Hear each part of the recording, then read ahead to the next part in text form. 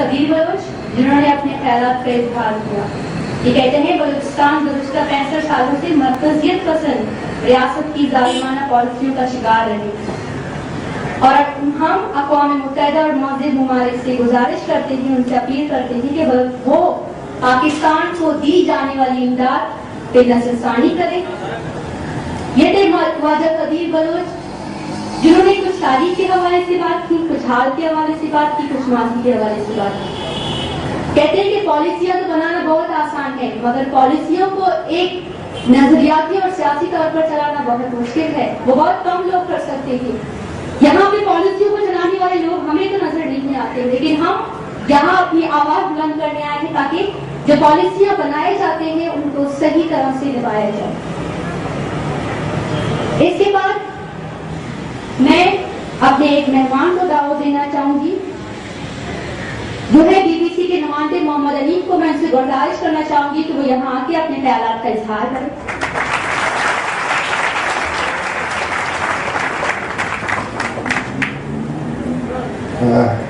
अस्सलाम वालेकुम। मेरा चूँकि ताल्लुक सहाफत से है, तो मैं एक सहाफ़ी के तौर पे मीडिया में जिस तरह से इस मसले की कवरेज हो रही है, जो लोग जिनकी मस्जिद लाशें मिल रही हैं और जो कई सालों से अगवा किए गए हैं और सरकारी टॉर्चर सेलों में मौजूद हैं, तो उनकी कवरेज के हवाले से मैं चंद गुजारिशात करना चाहूँगा। और मेरी पहली गुजारिश तो ये है कि उनकी कवरेज नहीं होती। मुझे याद नहीं पड़ता कि कब मैंने किसी टीवी चैनल पे ब्रेकिंग न्यूज देखी हो कि जाकिर मजीद को गायब हुए आज पूरे 1.5 साल हो गए हैं और वो कहाँ हैं, 4 साल हो गए हैं और वो कहाँ हैं। मैंने कभी टीवी पे लाइव कवरेज ये नहीं देखी कि जलील रेकी शहीद की आज बरसी है और वहां पे देखा जाए कि क्या माहौल है। ये लोग यहाँ पे, चूंकि बलूचिस्तान आजकल सहाफियों के लिए जाना बहुत मुश्किल है और कुछ जो बलूचिस्तान में सहाफी काम कर रहे हैं उनके लिए जिंदगी वैसे ही बहुत दुश्वार है, इसलिए ये लोग चल के यहाँ पे आके कराची के मरकज में कैंप लगाते हैं और यहाँ से लोग, हजारों लोग गुजरते हैं लोग, और यहाँ पे सैकड़ों सहाफियों का आना जाना होता है। मैंने बहुत कम देखा है कि किसी सहाफी ने रोक के पूछा हो कि भाई ये तो बताओ कि तुम्हारा मसला क्या है। ये वो चीजें हैं जो कवर नहीं होती, लेकिन कभी कभी कवरेज होती भी है। आपको अखबारों में छोटी छोटी खबरें, छोटे छोटे तजिए, कभी कभी टीवी पे कोई प्रोग्राम नजर आ जाता है। उसमें जिस तरह की जुबान इस्तेमाल की जाती है इस मसले के बारे में, मैं चंद गुजारिशात उसके बारे में करना चाहूंगा कि जो मीडिया की जुबान है, जो हम खुद लोग सहाफी जुबान इस्तेमाल करते हैं, उससे इस मसले के हल होने या ना होने में क्या दुश्वारियां पैदा होती हैं। आमतौर पे हम लोग लफ्ज इस्तेमाल करते हैं कि लापता अफराद हैं। अब मसला ये है कि हमने देखा है रेलवे स्टेशनों पे या बाजारों में कभी कभी पोस्टर लगे होते थे कि हमारा 70 साल बाप जो है वो लापता हो गया है, वो मफकूतुल हवास है, अगर किसी को मिले तो घर पहुंचा दे। या आपने छोटे बच्चों के इस बारे में इश्तिहार देखे होंगे कि ये बच्चा इतने दिनों से लापता है, अगर किसी को नजर आए तो वो इस नंबर पे राब्ता करे। हम सबको अंदर से पता है कि ये लोग लापता नहीं है। हमें पता है कि इन लोगों को अगवा किया गया है। हमें ये भी पता है कि इन लोगों को अगवा किसने किया है।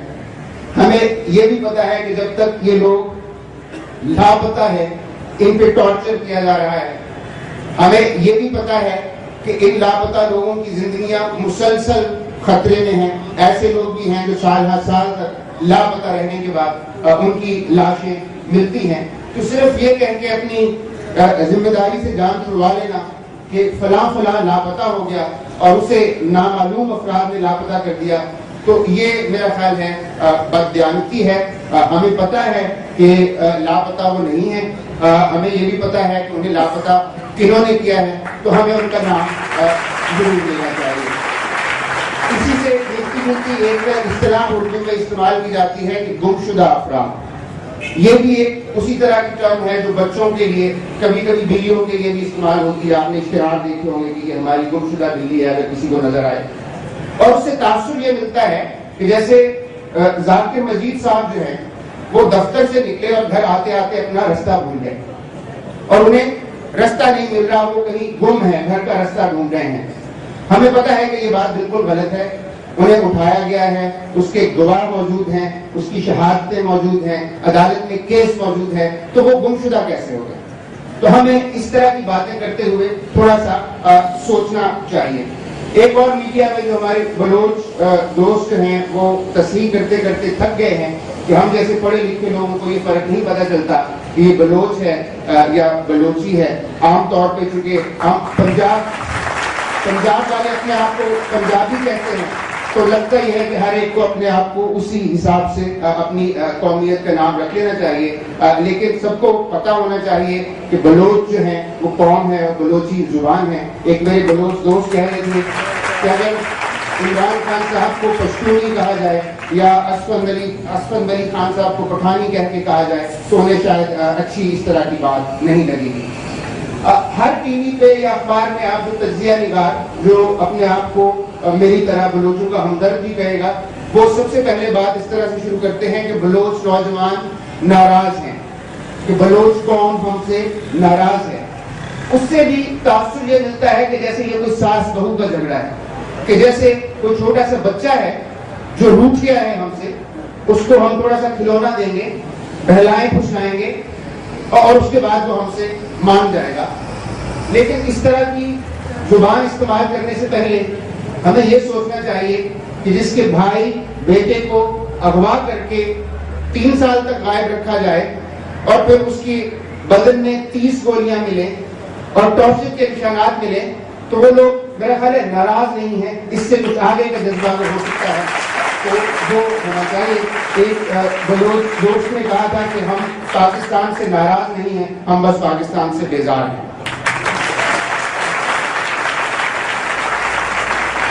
ایک ہمیں بار بار یہ بتایا جاتا ہے کہ یہ سرداری نظام کی وجہ سے ہے. بلوچستان میں سرداروں نے مسئلہ پھیلایا ہوا ہے. آپ کے سامنے جو بیٹھے ہیں زیادہ تر لوگ یہ بلوچ ہیں, جتنی تصویریں لگی ہیں یہ بلوچ ہیں. ماما قدیر سرکاری بینک میں ایک زمانے میں ملازم ہوا کرتے تھے. ذاکر مجید کی ہمشیرہ نے ایم اے کر رکھا ہے. نصر اللہ کو اپنی پڑھائی جو ہے وہ چھوڑنی پڑی. اس کے بعد آپ باہر چلے جائیے, جن کی تصویریں لگی ہوئی ہیں فہرست اٹھا کے دیکھ لیجئے, مجھے نہیں لگتا کہ آپ کو اس میں سے کوئی بلوچ سردار نظر آئے گا. یہ باقی ملک کو یہ بتایا جاتا ہے کہ یہ کوئی عجیب و غریب مسئلہ ہے, یہ عجیب و غریب لوگ ہیں جو تمہاری سمجھ میں نہیں آئے گا اس لیے اس میں مت پڑھو. لیکن میں ایک جو آج کل بلوچستان کے گورنر صاحب ہیں بگسی صاحب, انہوں نے کچھ ذمہ دار لوگوں کی موجودگی میں کہا کہ ہاں ٹھیک ہے, لوگ کہتے ہیں کہ ہم قبائلی لوگ ہیں اور یہاں پہ قبائلی جھگڑا ہے, لیکن بلوچستان میں یہ بات یاد رکھنی چاہیے کہ سب سے بڑا قبیلہ جو ہے اور سب سے طاقتور قبیلہ جو ہے وہ پاکستان کی فوج ہے.